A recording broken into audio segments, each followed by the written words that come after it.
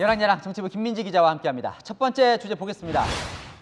전자당원증 이재명 대표가 만들라고 지시를 했다는 거죠? 네, 전자당원증은 사실상 처음인데요. 당 행사에 당원들이 우선으로 신청할 수 있도록 하겠다는 취지입니다.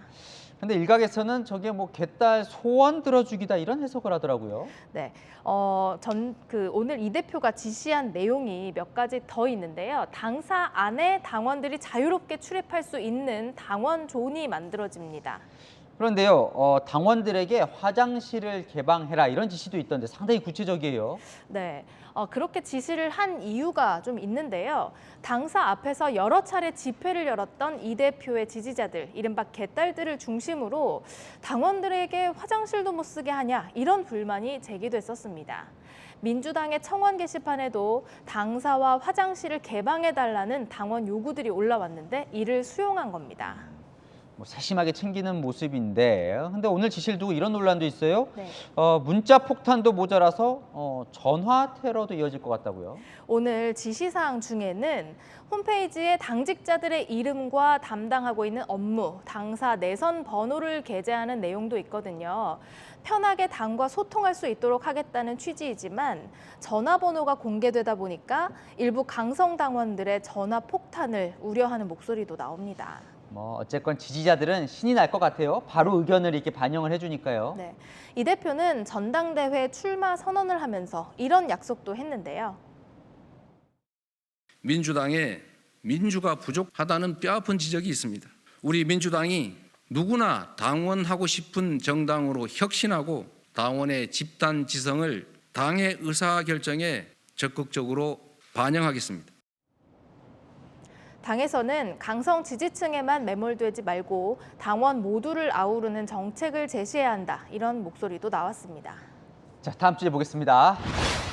김건희 여사의 보석, 대통령실이 어제 해명을 했는데도 이 논란이 이어지나 보죠? 네, 야당이 문제 삼고 있는 김 여사의 보석은 세 가지입니다.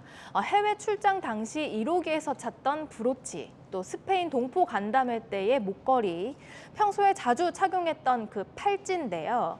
유명 보석 업체의 고가 제품으로 추정이 되는데 재산 신고 내역에는 또 없어서 누락한 거 아니냐는 문제 제기가 있었죠. 자, 그래서 어제 대통령실이 이제 해명을 했잖아요. 두 네. 개는 빌린 거고 지인에게, 한 개는 사긴 샀는데 신고한 만큼 고가는 아니다 이런 거였죠. 네, 하지만 야당은 빌려도 문제지만 빌렸다는 그 해명도 믿기 어렵다고 공격하고 있습니다. 지인에게 빌렸다고 하는데 그러면 벤츠 빌렸다고 하면 되는 겁니까?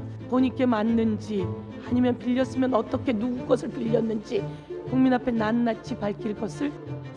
네티즌들이 찾아낸 가액만 해도 뭐 6천만 원, 1,500만 원, 2,600만 원 이렇게 고가 아니겠습니까? 알려줬으면 좋겠어요. 어디 가면. 해외 출장 때 착용한 것과 비슷해 보이는 팔찌를 취임식이나 사전투표장, 또 유공자 방문 등 여러 곳에서 착용한 모습이 포착되자 김의겸 의원은 이 팔찌들을 다 빌린 것이냐고 따져 묻기도 했습니다. 참, 네. 그래서요, 대통령실은 뭐 추가 해명을 내놓은 게 있습니까? 아니요, 기존 입장을 되풀이했는데요.